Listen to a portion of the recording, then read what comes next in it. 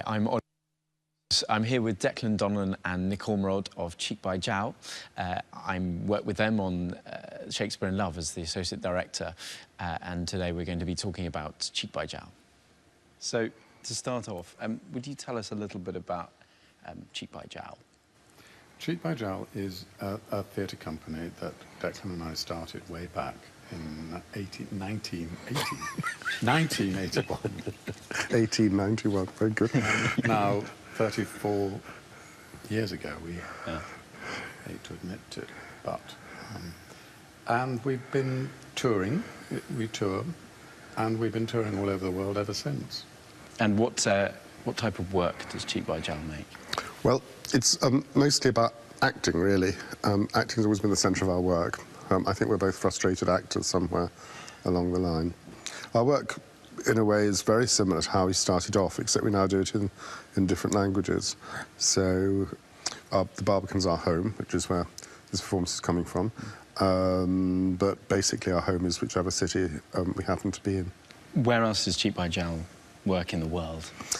Well, we have our Russian sister company in Russia, which is, you know, where the actors form a continuity.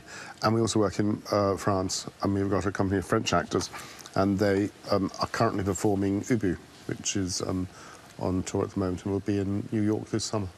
There's an amazing page, if you open any Cheek by Jowl's programme, of the incredible list of destinations that you've been. Yes. How did the touring element start? To begin with, we had no particular affection towards touring or anything else, really, and it was how we got money to begin with. And then we rather liked it, and we actually took to... it very much suited Nick's style and my style in a way of wanting to get rid of a lot of the impediments that seemed to have accreted around doing Shakespeare at the time. I'm talking back in the 1980s. And we were doing one-night stands. We once did 18 one-night stands in 3 weeks, which is character building. But we enjoyed it. We were young and enthusiastic. We couldn't do that now. But that's how we started. And Cheek by Jowl is quite unusual in that there's joint artistic directors. What are your roles as artistic director? Well, primarily Declan directs and I design, but we, in a sense, produce the play together with Beth. We produce it, in that we choose the play and we find the actors together, so it's a joint effort in many respects.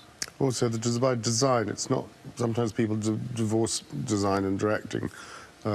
We do completely different things, so we never parallel each other in the rehearsal room. We have totally different tasks. But how we use the space is something that we will discuss together. So the design's not just necessarily the actual elements that you can see on the stage. It could be an empty stage, but how the actors come on, where they move, how they displace, and so on. That's something that we would make together.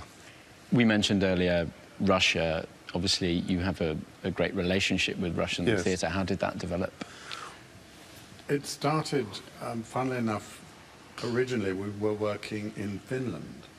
And there we met Lev Dodin, who was working there at the same time. This is in the late 80s. And we shared our interpreter with him, Helena Meloni. And she suggested, you must go and see Lev's theatre in St. Petersburg. We were welcomed into his theatre, and the work was absolutely amazing. And that was the very first days of an amazing production of Brothers and Sisters, which still exists in the Mali Theatre under Dodin's direction.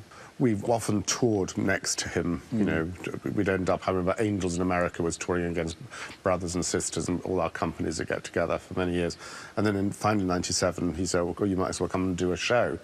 And we did a show, which was The Winter's Tale, which is still running there in 1997. Well, the remarkable thing about Russia is the repertoire system, in that they will play The Winter's Tale, say, once a month. And Measure will play at the Pushkin Theatre approximately once a month, maybe twice a month. And that enables the actors to perform maybe 16 performances in their theatre at any one time. And this is the first co-production with the Pushkin? You know, we've had many relationships with Russia, first of all with Lev, as I said, at the Mali, then with the Chekhov International Festival, and also at the Bolshoi, and now at the Pushkin. But we have our own group of actors, and they're Moscow-based, And they started working with us when we were co-producing with the Chekhov Festival. And now our last show we've done with the Pushkin, but we brought in our kernel of actors. So there are many familiar faces. So tell us about the live stream screening of Measure for Measure. Well, we were very lucky to be able to screen our production of As You Like It a few months ago. And we've always, in the past, had a rather dubious idea about filmed performances, because, of course, it's not the same as being in a theatre. But that had a huge audience and was very successful. And that was the iconic production you did 20 years ago. The all-male production. It was exactly 20 years ago. And Adrian Lester came back again, you know. Everybody pretending we haven't... company reassembled. Everybody pretending we haven't changed. It was very, very sweet. And then everybody came and took a curtain call on the same stage where they performed it in London at the Coward Theatre. It blasted away any snootiness that either of us had about recording live performances.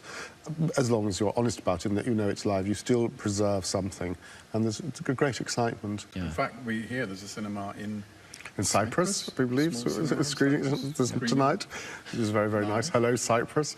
Anyway, so... And in Warwick, we're unable to go on tour, which we normally go to. Hello, faithful audience They're screening Warwick. it there, which is great. So that's wonderful, potentially.